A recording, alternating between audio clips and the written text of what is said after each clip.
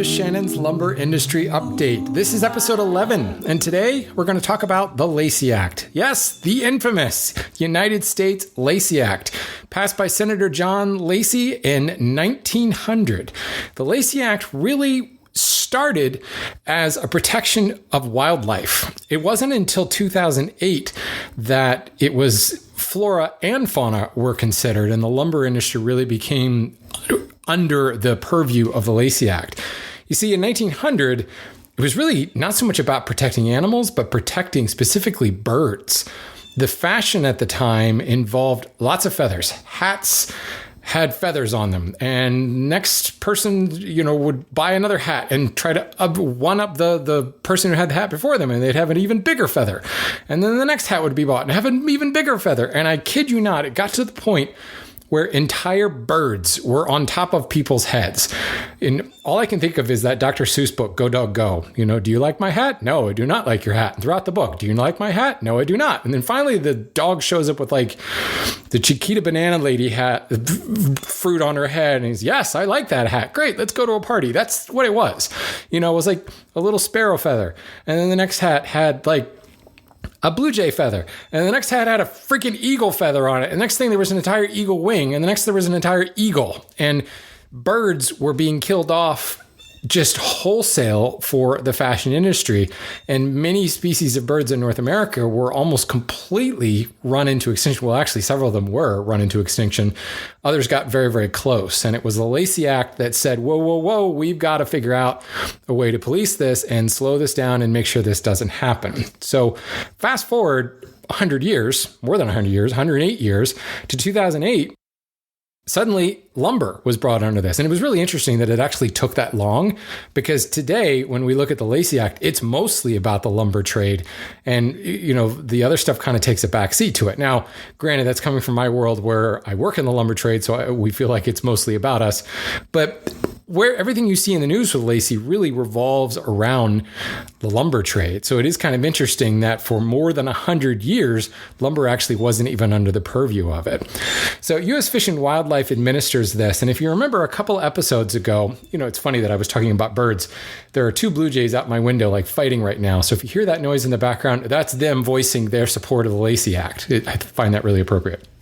Anyway, several episodes ago, I talked about CITES and how CITES sets forth the convention that says these species are endangered, or these species are threatened to become endangered, and therefore trade should be regulated. But if you remember, I said CITES does not have an enforcement arm. It has no teeth. It can set out all the laws and say this is bad, but it cannot say, slap your wrist. The slapping of the wrist is up to the individual governments. Wherever that material is brought into, wherever that material is exported from, it's those governments that must enforce it. They're the ones that have the teeth. The teeth in the United States, as far as the United States is concerned, is the Lacey Act. U.S. Fish and Wildlife is the agency behind this. They're the ones that enforce it. They're the ones that show up with the flak jackets and shut you down if you are in violation of the Lacey Act. What's interesting about the Lacey Act, and I'm sure this exists elsewhere, but this is U.S. federal law whose entire role is to interpret foreign law. Because what the Lacey Act says is if any material that you are importing is in violation of a local law at the point of origin. So say you're bringing in rosewood from Indonesia. If an Indonesian law requires something with that rosewood, or says that rosewood is illegal to export, U.S. Lacey says it is now illegal in the United States. So the law itself, Lacey has no law, no regulations. All it says is that it depends upon where the material is coming from. So it's interpreting all the local laws, and not just federal laws, but state and local laws in wherever that may come from. There may be a village shaman somewhere that says, no, you can't do this with that particular wood. And technically that is in violation of Lacey. So you can imagine this gets really, really hairy as a lumber importer, as a lumber consumer. How do we know? There's so many things, so many variables, so many laws that could come into play. And 9 times out of 10, the law is not, this is illegal, you can't export it. But mostly it can only be exported in a certain format. Logs cannot be exported. It must be exported in board form. Or what usually happens is the local law requires a certain percentage of transformation. Cutting down the tree, there's no transformation there. It's just a log. Well, sawing that log into boards is a certain percentage of transformation. Then taking those boards and drying them, taking those boards and milling them from rough into S4S is further transformation. So say there's a local province that says there's got to be 40% transformation before it leaves the port. So this is really where it comes down. Certainly there are some laws that say, no, you can't even cut down that tree. You certainly cannot export that species, can't do anything at all. But more often than not, it's about that transformation. And it's these local governments that are trying to keep more and more of the work onshore. Crazy, right? They want more jobs for their citizens. They're trying to get more and more of that piece of the pie rather than just shipping the logs out. Because if you've ever bought a log, heck, if you bought firewood, it's dirt cheap, right? Compared to going to a lumberyard and buying kiln-dried boards, so much more expensive than firewoods because there's been no labor put into it. Certainly felling the tree, getting it out of the forest and getting to a port is some labor, but it's very little. And there's so much more that gets done downstream that adds to the value of that. So a lot of these countries are looking at that and saying, hey, we're giving it away. We could be making more money if we did more of this work. So if the local law is passed that says more and more transformation has to happen in our borders, then we get more of that piece of the pie. The problem with this is in many instances, this law is passed and there's actually no industry set up in order to handle this. We saw this recently in Myanmar when the military dictatorship was finally overthrown and they went to a democratic government and the embargoes were lifted and all that stuff. Immediately, there was a log export ban on teak. No teak logs can be exported. There is a certain transformation that needs to be done. And what that transformation came down to percentage-wise is only boards could now be exported, no longer logs. And they started to say kiln-dried boards. Well, the problem was there was like one kiln in all of Myanmar and very few sawmills. For 50, 100 years prior to that, all the logs were being exported out of Myanmar, or Burma back then, to Java, to Indonesia, and they were being sawn into boards there. Because the fact of the matter is shipping logs from the South Pacific is still very, very expensive, especially when you consider the amount of water weight in a log and the amount of waste in a log. If you're going to pay for weight in a shipping container on an ocean liner, you want as little amount of waste as possible and as little amount of water weight as possible. So all of the buyers were buying boards anyway, in many instances that have been dried to a European standard, so you could get more good quality material, in many instances graded material, in the shipping container, and you're getting more for what you're paying for. But all of that sawing into boards was being done outside of Myanmar. So when they said suddenly no more log export, everybody started looking around going, okay, well, are you going to saw it? No, I'm not going to saw it. I've never sawn it. What are you going to do? And suddenly they realized there was nobody there with not only the machinery, but the expertise. If you've ever seen a log being sawn, there's a lot to it. Sometimes you can just through saw it, but there's a real art to getting the best yield for the log, especially when you've got an importer that is saying, I want a certain spec. I want a certain amount of quarter to a certain amount of rift, or I want FEQ or FAS. Sawing for the grade is a real art form and requires a lot of experience. And there was no one who was able to do this. So it kind of backfired. And there's been a lot of upheaval there. Long story short, the importers and many of those sawmills that were in Indonesia, many of them were actually Myanmar nationals who had left the country because of that military dictatorship. They just went home and then they moved their business there and set things up. And there was a little bit of turnover as things as business got set up and knowledge was transferred and employees were trained and all that stuff. But the good news is now, when you look at Myanmar and you look at the teak trade, it's so much healthier than it was even 10 years ago because it can sustain itself itself inside the borders of Myanmar. And we're finding that the quality of the teak that we import is so much better. And in many instances, you've seen U.S. and North American industries going over there and training and advising and getting these sawmills and these kilns and everything set up to improve the quality of the material being exported. So there's a happy ending there.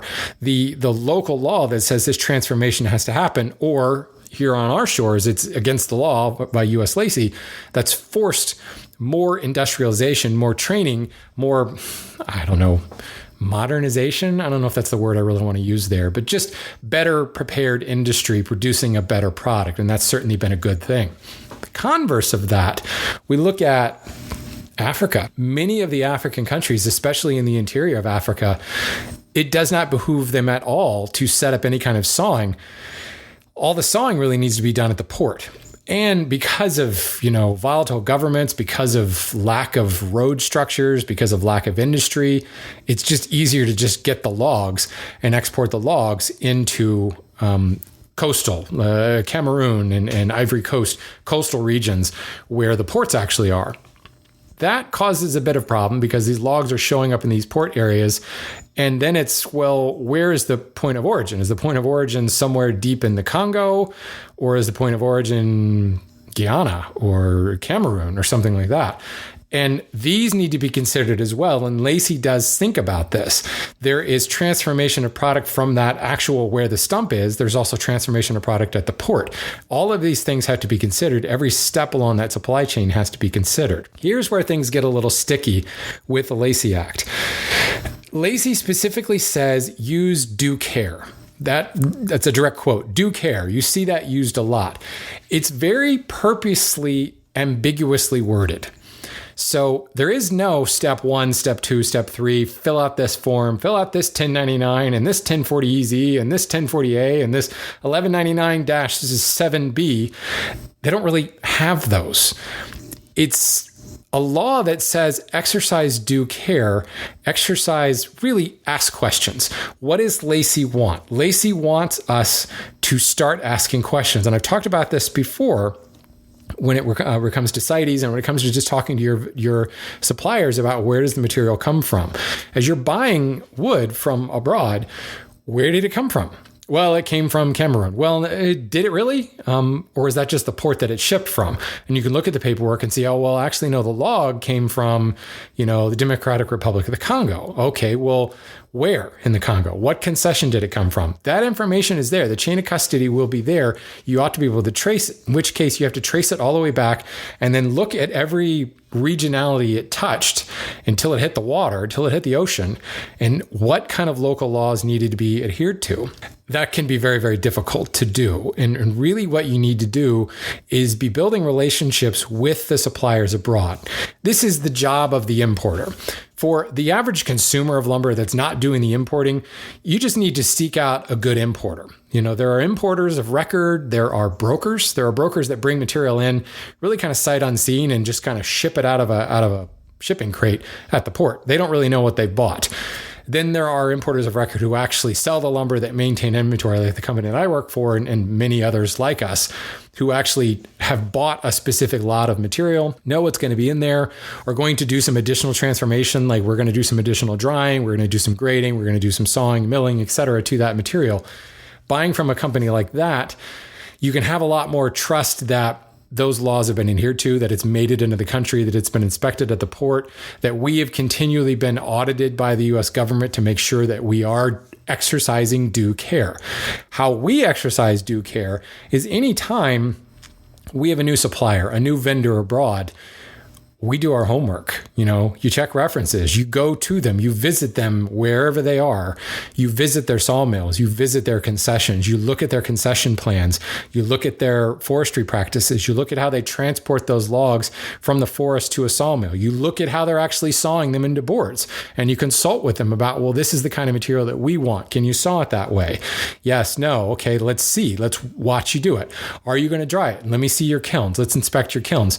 It's basically the same vetting process you would do with any purchase that you make. I mean, today we can go on Amazon and we look at lots of reviews. We can go on social media channels and see what other people are saying about it. We can watch videos about that product being reviewed by independent people. There's lots of stuff that we can do digitally. Obviously, that gets to be really hard when you're talking about a material that comes out of a forest in third world countries. But it is really the same process of going there to the country, making these visits, and periodically dropping in and making sure those standards are still in place. In many instances, the company I work for and others actually employ agents on the ground. There are many agents that serve as third-party auditors who work for several different companies, and they will present to us, here is a company that is, say, selling Ipe decking, and they would like to sell some to you. Here's what I've done. I've looked at the material, I've tested it for dryness, I've looked at the grade, I've looked at their sawing practices. Here's some of their paperwork. They're doing that stuff for us. We will then go every now and then and visit that company ourselves and kind of verify the work that our auditor has done. But for the most part, that auditor gives us kind of a head start. Instead of having to start from scratch and do a whole bunch of homework, the auditor has that local knowledge, and we can quickly get the wheat from the chaff and say, okay, instead of going to Africa or going to Brazil and visiting 20 different companies, we go and visit 2, because a lot of that work has already been done. And there's something to be said about that local insight and knowledge. Talk to any woodworker who has lived in an area for a while and say, well, where do you buy your lumber? And there may be a couple of lumber yards, but they've always got 1 or 2 other guys that they talk to, or 1 or 2 other guys or sources. Everybody's got a guy, right? And everybody knows, well, there's this lumber yard over here, but I don't really buy from him much because he doesn't have a lot of good quality walnut, or his prices are a bit high. That local knowledge is really, really important. Plus, when you're talking about some of these Latin American countries and even African countries, you take a white gringo like myself and many of the people I work with and drop them in the middle of the forest, and the people don't talk to them. You won't get information out of them unless you are a local yourself. So having an agent on the ground that not only speaks the language, but is accepted culturally can get you a really big head start. And that's kind of one of the ways you have to exercise your due care. So again, this is, for most people listening to this, they're not going to be importing lumber. But the key here is understanding kind of the steps that an importer of record needs to go through in order to ensure that they are Lacey compliant. So as a consumer, you ought to feel comfortable being able to ask some of these questions. Where did it come from? Or, what are you doing to ensure you're Lacey compliant? How are you vetting this stuff? And generally, you can get a good feel for the company you're working for and know that as a consumer, I'm buying the right stuff. What's difficult is, as I said, the ambiguity of it goes both ways. Interpreting what due care is can work in the government's favor, or it can work in an individual company's favor. You can say, hey, I did my due care. What we say around McIlvaine where I work is kind of, can you look yourself in the mirror and go, yes, I did everything. I feel good about this. I don't have any nagging gut feeling that this is necessarily a bad thing. There are lots of documents and steps that you can go through. If you are interested in building a compliance practice for U.S. Lacey compliance, if you visit IWPA.org, that's the International Wood Products Association, they have a class for Lacey compliance. It was actually put together and written by Caroline McIlvaine, my boss. And it's a really good program to kind of get you started on things. There have been some guidelines that have happened through actual Fish and Wildlife action. Like when Gibson Guitar was shut down because of a Lacey violation on some rosewood, they did kind of a plea bargain deal and created a Lacey compliance program for Gibson. And it was the first instance where this happened. So there was a legal precedent set, and the US government said, okay, you're good now. Wrist has been slapped. There's a fine. You need to have this compliance program. Gibson put it together and the US government approved it. So we finally had kind of a template, if you will. But even if you look at, and you can find this, actually, it's on Gibson's website, but you actually also can find it on the McIlvaine blog, because we talked about that template and talked about what McIlvaine does and how it adheres to that. Even that template you'll find is particularly vaguely worded. It's a lot of, again, using that due care. It's a lot of do your research, build relationships. There is no fill out this form. Again, do this step. It's all very kind of touchy-feely, but think about it. It's the same as any business arrangement you go into. You have to have a good feeling the company you're working for. Are you being sold a line? Maybe, maybe not. But how do you feel about the integrity of the people you're working with? Are they giving you consistent answers? Are they free with their answers? Or you feel like they're hiding something? And that's really what it comes down to. And that's what do care is. But surprisingly, it goes a really, really long way. Because of that ambiguity, we're kind of always continually asking questions, from the importers all the way down to the hobbyist woodworkers, always asking questions. And that's what US Lacey is all about. Now, if you are found in violation of the Lacey Act, then yeah, things are going to get seized, things are going to get shut down, people are going to be out of jobs, fines are going to be levied. There's all kinds of nasty specters of things that can happen to you, but it's not really what the Lacey Act is about. It's not about threatening people. Maybe it is. I don't know. Maybe I'm in a good mood today.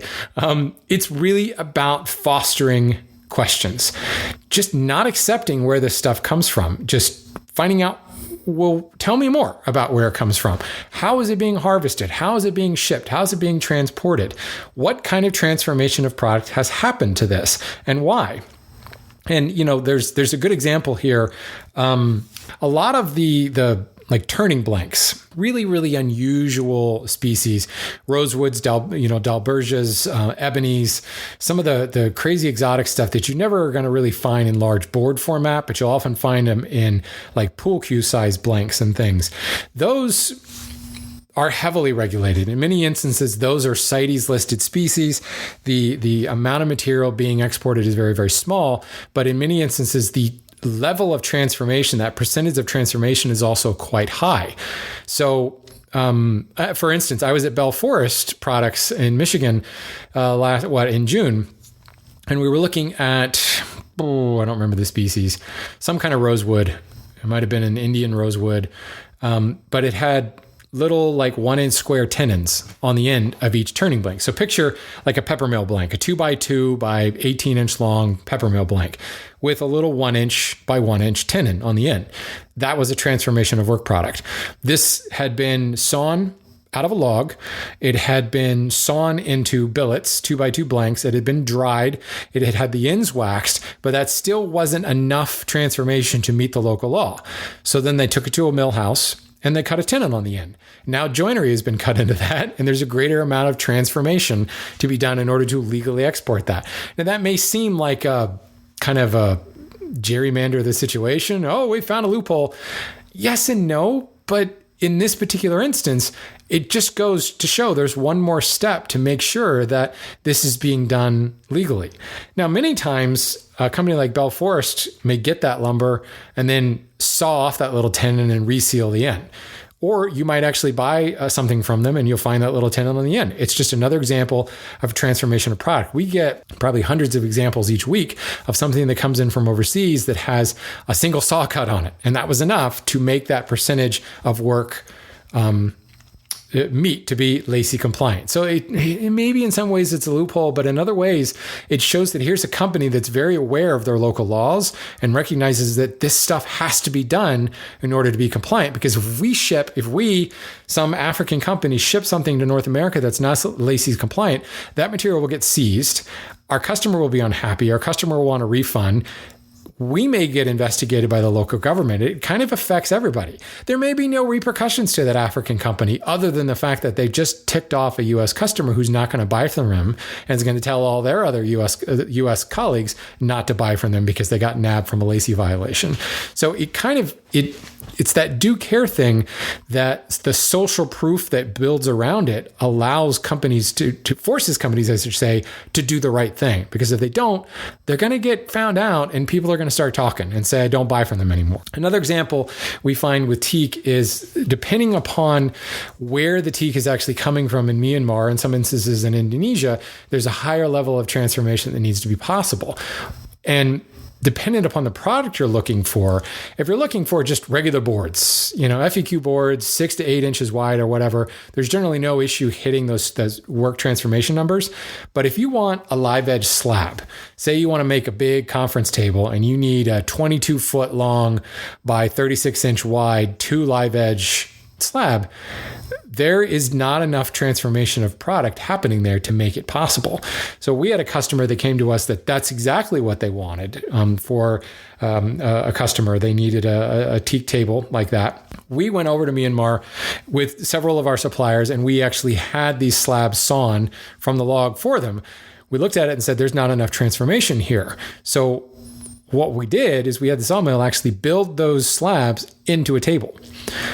And, not a fancy table, because some of the other stuff that was in the shipment were some larger posts and things like that. So we literally took the top slab and cut some tenons on these posts and tenon them into the bottom of the slab, took the bottom slab and made it like a shelf on the lower section. And then you had a table that looked closer to a packing crate than anything else, but it was still a table. And that bumped that transformation of product up enough to make it legal and Lacey compliant. So again, it sounds a little bit like a loophole, and maybe it is, but it's still showing that we're asking questions. We're thinking about this stuff. We're looking at the local laws and making sure that things are compliant. Otherwise, we're going to get nabbed. And that really, really expensive teak, those wide slabs, are going to get seized. And those things are not exactly easy to find these days. So it's yet another thing to kind of look at from the company you're buying from. Do they do this type of thing with the lumber that they're buying from? Now, the flip side of this transformation of product is, we'll just call it lumber laundering. Everybody's aware of the whole reclaimed movement. Let's use these old barns and use reclaimed lumber. And that's great stuff, and it tells a great story. That can go the other way, because when it's reclaimed, it's kind of almost exempt from a lot of those local laws. So we're finding organizations now that are selling, I'm going to keep picking on teak, reselling reclaimed teak. And, big market for that right now. But what they're doing is actually sawing a bunch of boards from regions, felling trees and sawing those trees into boards from regions that are not quite legal, building houses out of them locally, like little shanty towns locally, tearing them down 6 months later and calling them reclaimed. So technically it is reclaimed lumber because it used to be a building, but it's not like a 100-year-old building. It's a 6-month-old building that was built in country where there was, no need to pass any borders, to do any export or anything like that. And it's a way to actually launder that material. And we're seeing this pop up more and more. In China, they're felling trees that are illegal, building them into furniture right there in the sawmill towns, and shipping them out because it's already furniture. And that furniture as an actual transformed product is not getting a second glance, where if you were shipping boards or shipping logs, it would get seized immediately, or at least it would get checked a lot more. The furniture is not getting checked in the slightest. And there's CITES regulated material that's being made into furniture and shipped without a second glance. Now, some of that is being cracked down on, but it is a laundering process. That original illegal material is being laundered into something else. So if you are very interested in the reclaimed market or any of the green material type market, be careful. And again, what does the U.S. Lacey Act want us to do? It wants us to ask questions. Where did this material come from? If you're buying reclaimed, what's the most obvious question? What was it reclaimed from? Tell me the story, because that's part of it, right? That's one of the reasons reclaimed material is so much more expensive, because there's this cool story. And if you look at the companies that do it right, they'll have a picture of the barn that it came from and when the barn was erected and when the material was taken out and kind of approximate dates. And that's all really cool. And it adds to the character of that piece that you're going to build out of that reclaimed lumber. That's what you want to know, right? When you're buying reclaimed material, what was it reclaimed from? If you're not getting straight answers and it is an exotic material like that, I would be very cautious about that. So again, that's kind of a caveat that the whole reclaimed, or we're also seeing some of the plantation stuff, isn't quite as eco-friendly as one might think. And they're skirting some of those local laws, which would put them in violation of the Lacey Act. Okay. That was a mouthful. Lacey, what it comes down to is it's not that big of an issue for the average consumer, the average hobbyist, or even the average contractor. It's more of a concern for the lumberyards that are stocking the material and the people who are importing and bringing it in. But if you are concerned about the legality of your material, or if you're just wanting to vet a company before you buy from them, there are some questions you can ask. So let me know if you have additional questions. This was kind of a rambly episode, but as I said, Lacey's kind of ambiguous. It's a little hard to put your finger on exactly what to do other than just keep asking questions and document everything and make sure that you have got a file of things that show I've asked all these questions, I made these visits, I did all these things, so that should you ever get audited or should the Fish and Wildlife show up, you can say, look, we exercise due care. That's it for me, folks. Thanks for listening, and go buy some wood, please. Legal wood.